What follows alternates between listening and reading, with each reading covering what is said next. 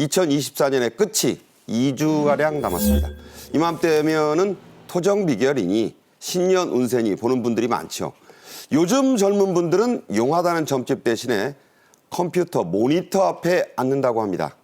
자, 이번 주제에는 백기종 동국대 지도교수도 함께 하시겠습니다. 어서 오십시오. 네, 안녕하세요. 네.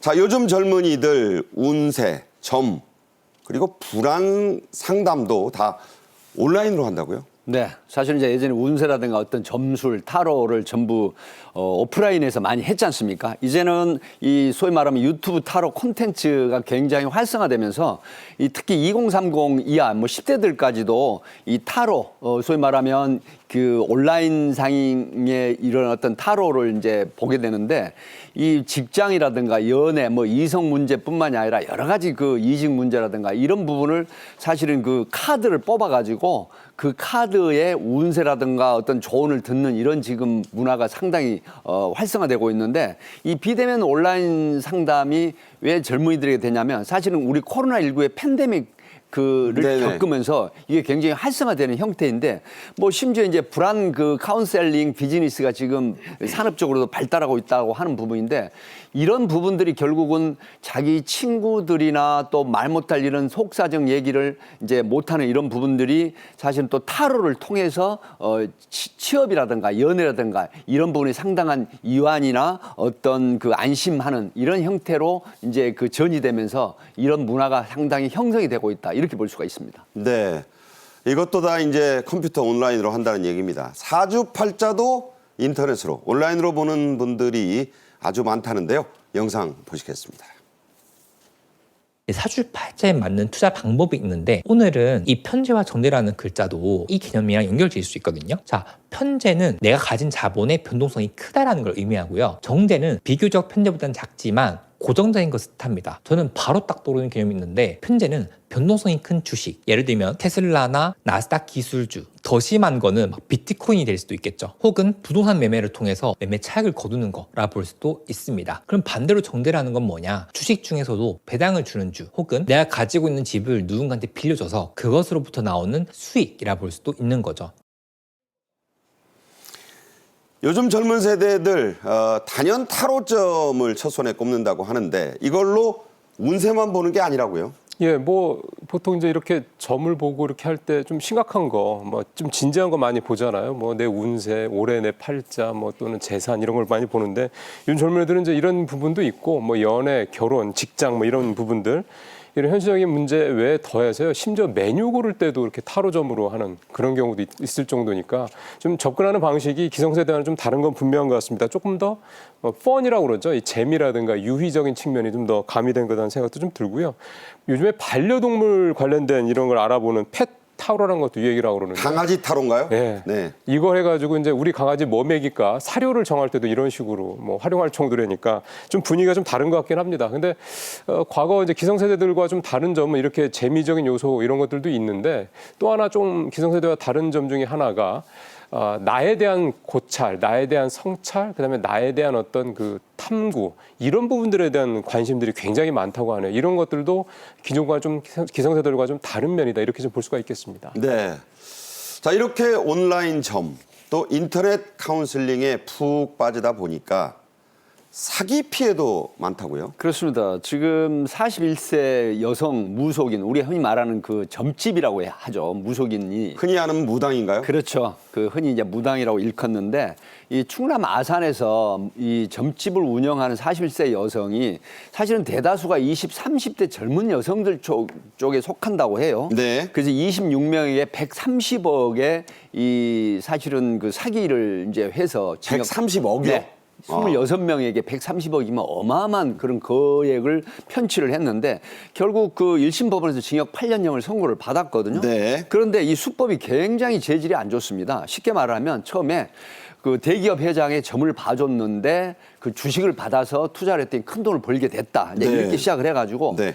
두 번째는 어떤 거냐면 소위 말하는 우리 흔히 말하는 라포르를 형성을 합니다. 아, 관계를 형성해서. 그렇죠. 그렇게 이제 카드 빚도 갚아주고 고민을 들어주는 척하면서 집으로 초대해가지고 그렇게 한 다음에 뭐냐면 우리가 흔히 말하는 가스라이팅을 또 진행합니다. 아, 네. 그래서 이제 어떤 정신적인 지배를 통해서 네가 여기에 투자를 해야 된다. 할머니가 너에게 지금 몰아붙이고 있다. 이게 무슨 얘기냐면 이 신, 흔히 무대에 말하는 신인데 우리가 일반적으로 몸주라 말하는 그러죠, 몸주. 귀신이죠. 몸주. 예. 예. 이 신이 너에게 투자를 지금 하라고 몰아붙이고 있는데 이걸 거부하게 되면 안 된다. 아하. 이런 형태로 하다 보니까 결국은 채무가 대출까지 받아서 투자를 했는데 이게 이제 고소인들이 나중에 피해가 확대가 되면서 결국은 형사고소를 해서 이 구속이 돼가지고 1심에서 이 징역형 8년형을 선고받은 그런 사건입니다. 조심하셔야 됩니다. 가스라이팅 당하시면 큰일 납니다. 사주와 운세에 부쩍 관심이 많아진 청년층을 잡기 위해 대기업은 물론이고요. 중소기업, 나아가 스타트업들까지 경쟁하고 있다고요? 예, 고객 기반이 이제 기성세대에서 젊은 세대까지 확산이 됐잖아요. 그러니까 당연히 시장이 커질 수밖에 없는 거고요. 잠시 후에 표가 하나 나올 거긴 하겠습니다만, 예, 지금 나오네요. 전 세계 온라인 치료 서비스 시장. 이게 작년에 97억 달러가 10년 뒤인 2032년에는 697억 달러, 그러니까 10년 새 7배가 성장한다는 얘기거든요. 이제 여기에 이제 앞서 말씀드린 사주, 운수, 뭐 이런 운세 이런 것들이 이제 들어간다 이렇게 보면 되는 건데 이걸 이제 흔한 말로 이제 불안 카운셀링 시장이다 이렇게 표현을 좀 하기도 하고요. 대표적인 게 네이버입니다. 네이버가 아무래도 이런 뭐 그 서비스들이 상당히 좀 많은데 네. 네이버에 보면 엑스퍼트라는 서비스가 있습니다. 아하. 이 엑스퍼트는 전문가들을 얘기하는 거 영어 그렇죠. 단어지 않습니까? 네. 원래 여기는 뭐 법률 상담, 세무 상담, 그다음에 뭐 주식 상담 이런 거 원래 하던 데거든요. 근데 요즘에 여기에 이 운세 상담하는 게 굉장히 크게 늘고 있어서요. 특히 운세 상담 같은 경우는 정체 상담자의 80%가 MZ 세대라고 하니까 아주 젊은 세대한테 집중돼 있다라는 얘기가 되는 거고 카카오톡이라든가 유튜브 같은 데서도 사주, 타로, 운세 이런 거 치면은 뭐 컨텐츠들이 수백 개가 쏟아진다고 합니다. 그만큼 관심이 많다 이런 얘기가 좀 되는 건데요. 그래서 그런지 앞서 말씀하신 대로 스타트업들, 뭐 이를테면 온라인으로 점이나 타로를 본다든가 또는 AI와 이용자가 이렇게 서로 챗봇 서비스라고 하죠. 이런 걸 하면서 뭐 이렇게 물어볼 수 있는 이런 스타트업 회사들까지 좀 늘고 있는 상황입니다. 네, 하나의 큰 시장이 그렇죠. 형성됐다는 얘기죠.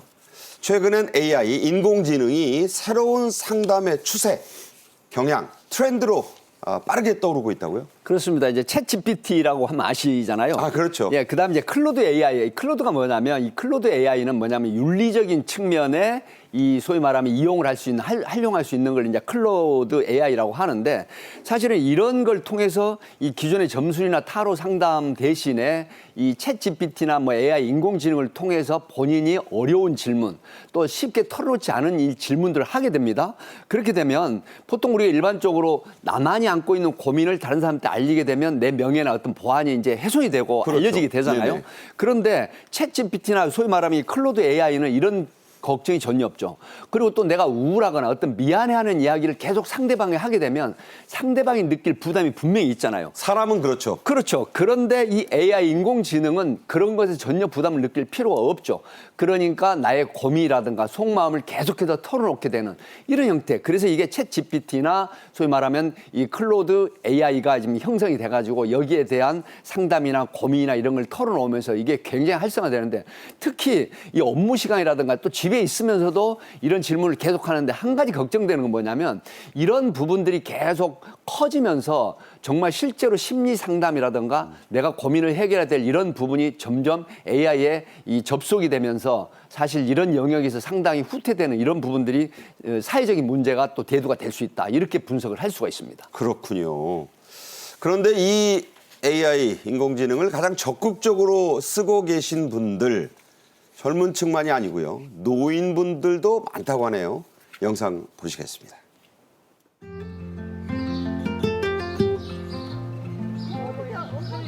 아주 효자들하니까 그놈 이름이 뭔데?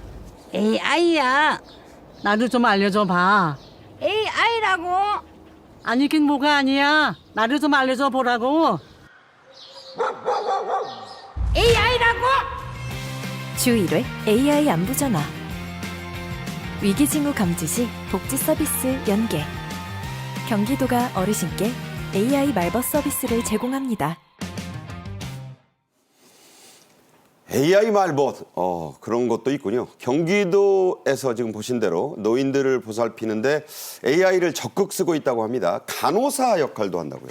예, 경기도에서 지금 AI를 활용해서 서비스를 하는 게 크게 두 가지가 아주 특징적인데요. 하나는 핸드폰에 카메라가 있지 않습니까? 그거에다가 이 손가락을 갖다 대서 거기서 이제 혈류를 체크를 해가지고 해당 그 어르신이 건강 상태 어떤지를 파악을 해서 어허. 그거를 AI가 보고서를 작성을 해가지고요. 네. 담당자한테 그거를 전달합니다. 그 담당자가 보고 좀 문제가 있으면 직접 방문을 해서 이 어르신이 건강 상태가 뭐 안 좋구나 이런 것들을 확인하는 그런 늘편한 AI 케어라는 서비스가 하나 있고 또 하나는 이제 좀 전에 약간 광고라고 그래야 되나? 하여간 여기서도 좀 홍보 영상에서 나왔던 이 AI 말벗 서비스라는 건데 사실 어른 중에 독거노인들도 상당히 좀 많아지는 추세다 보니까 이분들한테 전화를 AI가 해서 3분간 전화를 거는 서비스인데 만약 전화를 3번 했는데도 안 받으면 이제 직접 방문을 해서 네. 건강 상태 또 현재 어떤 상황인지를 체크하는 그런 서비스입니다. 네, 과연 인공지능이 어르신들의 말벗을 얼마나 잘해줄지 저도 좀 궁금하네요. 영상 또 보겠습니다. 여보세요? 안녕하세요. 경기도청에서 안부 전화드렸습니다. 불편하신 점은 없으세요? 별로 불편한 거 없습니다. 그냥 편안하게 잘 지내고 있습니다. 오늘 식사는 하셨어요? 하고 콩나물 비빔밥에 오, 맛있겠네요. 맛있게 맛있게 먹었습니다. 드셨어요? 맛있게 잘 먹었습니다. 사람이 그냥 하는 거로만 느꼈어요. 왜냐면 뭐 얘는 그렇게 딱딱하지 않고 하니까 평소에 듣는 것처럼 그냥 듣게 되더라고요. 또 이제 내가 스스로 그래 안부 이렇게 오니까 식사도 더 잘 챙기고 아픈 것도 덜 챙기고 내가 나를 관찰하는 그런 시간이 되는 것 같아 조금씩. 그리고 마음에 안부 전하니까 좀 안심된다고 할까? 자, 이 로봇에 AI를 결합해서 더 친숙하고 귀엽게 다가설 수 있다고요? 예, 이게 아무래도 어르신들이시다 보니까 사실은 이제 요즘 얘기하는 휴머노이드가처럼 사람만한 사이즈면 조금 부담스러울 수 있습니다. 근데 그렇죠. 이제 이게 인형처럼 작은 사이즈, 좀 화면에 나오죠. 저렇게 딱 어린아이들이 품에 안을 정도의 저런 작은 사이즈다 보니까 일단 그런 친숙한 면이 좀 있을 거고요.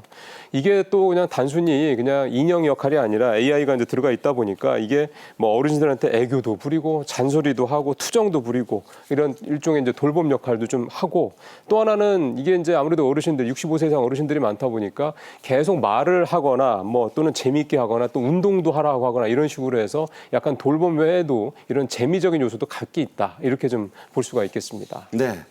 자, 우울하고 좀 걱정스러운 소식도 있습니다. 2030 세대 우울증 환자 전 연령대의 30%를 넘었다죠. 그렇습니다. 건강보험심사평가원 자료에 따르면 2018년도에 26%였던 우울증 환자가 사실은 2022년도에 36%를 점하는 상황인데 소위 우리가 흔히 말하는 MZ세대라는 우울증이죠. 뭐 학업이라든가 그다음에 직장, 뭐 대인관계 여러 가지 이런 형태에서 이제 고민이 결국 깊어지면서 우울증 형태로 번지는 이런 상황인데 네. 사실 2030이 가장 중요하게 여기는 게 취업이라든가 결혼이라든가 또 직장 스트레스, 가정 문제, 이런 어떤 이성 문제 이런 거거든요. 이런 부분들이 해소가 되지 않으면서 MZ세대라고 하는 이런 2030 세대에서 우울증이 굉장히 급격하게 늘어나는 이런 문제가 있다. 이런 건데 사실 여기에 대한 그 대응 시스템이 사실은 현재까지도 상당히 불비하다고 보는 거거든요. 이게 건강보험심사평가원에서는 이 통계가 어떤 거냐면 의원이나 병원에 모두 온 환자들의 통계가 집계가 되는 거잖아요. 네. 근데 실질적으로 2030 밀레니얼 세대라든가 이런 MZ세대에 대한 이런 부분들이 상당히 격차가 있다. 그런 측면에서 여기에 대한 대책이나 보완 시스템이 강구되는 시점이다. 이렇게 말씀을 드릴 수 있습니다. 네. 자, 교수님 말씀 들어보면서 청년 우울증의 원인에 카페인이 있다는 말이 있어요. 커피에 있는 거, 뭐 바카스에 있는 거 그거 아닙니다. SNS를 뜻하는 말이라죠. 그렇습니다. SNS 중독이라고 하는 부분인데 카페인 저도 처음에 이 뉴스를 보고 무슨 카페인 생각을 했는데 사실은 그 젊은 세대의 카카오 스토리, 그다음에 페이스북, 그리고 인스타그램 여기에 굉장히 SNS 접속이 높죠. 그래서 이걸 앞에 이니셜 따가지고 카페인 중독이라고 하는 부분이거든요. 사실은 이 미국 아칸소나 오리건 엘라바마 주립대학에서 연구를 했는데 18세에서 30대까지 사람 1000명을 상대로 조사를 해봤는데요. 하루에 300분, 소위 5시간이죠. 6530. 여기에 되는 사람이 굉장한 후유증이 있다고 합니다. 네. 그래서 카페인 우울증이 이제 발생하는 경우인데 그래서 지금 우리 한국에도 SNS 사용 시간을 과하다. 노출하지 않게 제한하는 이제 방법이 있다라고 해요. 그래가지고 앱을 설정을 해가지고 그 다음에 10,000원을 결제해서 그 시간에 넘지 않으면은 결제금을 찾아내는 이런 형태까지 지금 나타나는 현상이라고 합니다. 네. 끊기 챌린지까지 있다고 네, 하니까 그렇습니다. 관심을 갖고 좀 지켜봐야 될 것 같습니다.